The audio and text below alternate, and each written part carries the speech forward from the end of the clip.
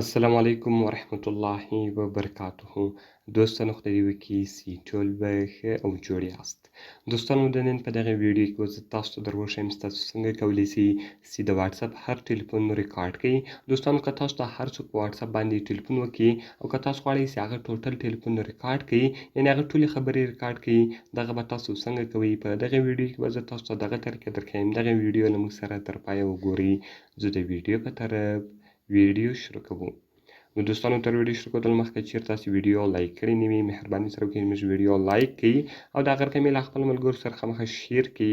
او که چیرې تاسو زموږ چینل نه وي سبسکرایب کړی، نو مهرباني سره وکړئ په دا سور سبسکرایب بټن باندې کلیک وکړئ، زموږ چینل درسره سبسکرایب کړئ او ورسره په دغه ګنټۍ نښان باندې لازمي کلیک وکړئ تر څو زموږ هر نوې ویډیو تر تاسو پورې اول در ورسیږي.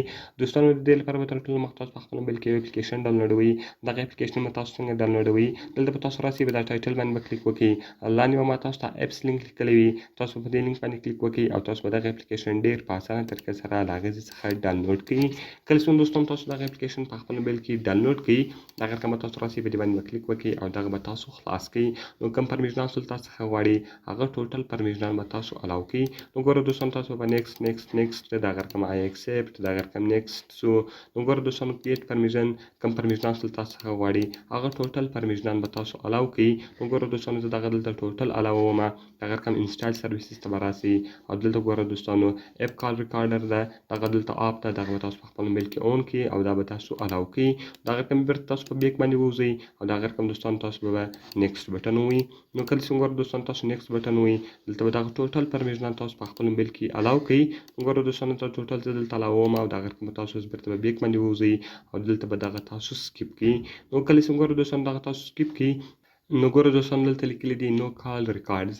اوس یو ټلیفون هم نه دی ریکارډ شوی. اوس که تاسو ته هر څوک په واتساپ باندې ټلیفون وکړي او که تاسو غواړئ چې هغه ریکارډ کړئ، نو ګوره دوستانو صرف هغه تاسو ته ټلیفون وکړي، دغه رقم به هغه ټلیفون اتوماتیک هلته ریکارډ شي. اوس که تاسو ته هر څوک ټلیفون په واتساپ باندې وکړي او تاسو هر څونه خبرې ورسره وکړئ، نو دوستانو هغه به ډایرکټ راځي، دلته به تاسو ته ریکارډ وي او بیا هر وخت تاسو کولی شئ دغه خبرې بیرته واورئ. نو دوستانو اوس که چیرې زه بیرته خپل موبایل ته ټلیفون وکړم، یعنې زه غواړم چې خپلې خبرې ریکارډ کړم، نو بیا دلته ویډیو کټیږي، یعنې هغه وایس یې کټیږي. نو ګوره دوستانو ټوټل طریقه یې دغه رقم ده، صرف تاسو دغه اپلیکیشن په خپل موبایل کې انسټال کړئ او دا ټوټل پرمیشنات به تاسو الاو کړئ.